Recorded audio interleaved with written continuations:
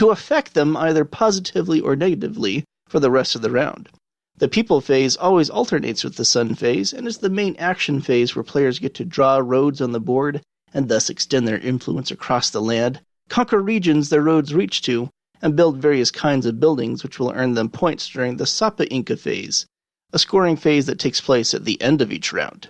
Conquering regions is important because the conquered people tokens increase the manpower income for players and score immediate points, combined with the points earned from the various kinds of buildings and some of the sun cards, and the game becomes a nice mix of point salad opportunities for players.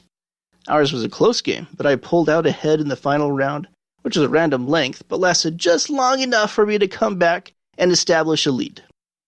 I enjoyed the game a lot to plan on teaching it to my wife sometime soon in the near future.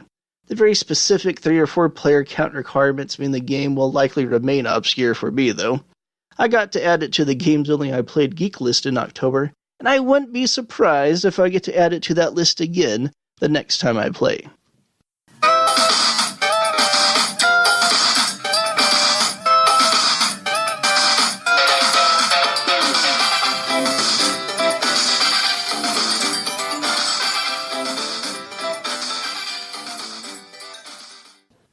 It's just a little past Halloween now, but I'm going to finish my top 5 games for Halloween list anyway. If you're like me, you have too many appropriately themed games for 1 month anyway, and need to stretch them a little bit into November as well.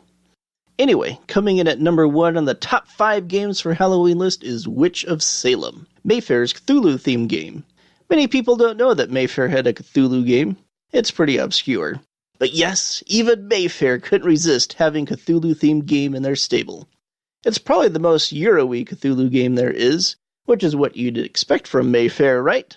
And that's one reason why I like it so much, but it's also a very addicting game. You think Ghost Stories is tough? Ha! Try Witch of Salem. This one's really brutal.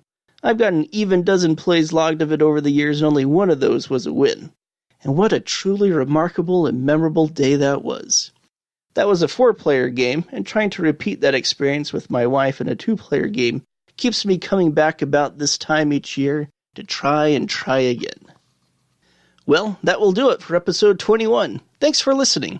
Feel free to join the Out of the Dust Podcast Guild at BoardGameGeek.com. Follow the podcast on Twitter at OutOfTheDustBGG. Leave a comment at the Guild. PM me on BGG under user handle Radagast14, or email me at radagast14@CenturyLink.net. And join the Out of the Dust conversation yourself at our monthly geek list at BGG. All right, play me out, Hananda!